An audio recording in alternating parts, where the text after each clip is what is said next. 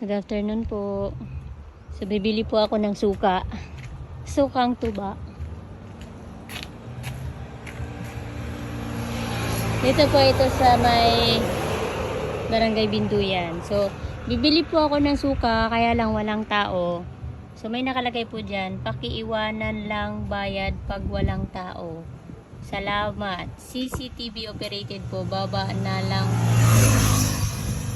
na lang kayo pag maramihan o pag walang tao. Kita po pati face. Oh, di ba?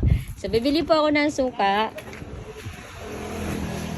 Yan. So, nakalagay po dito is 35 and 25.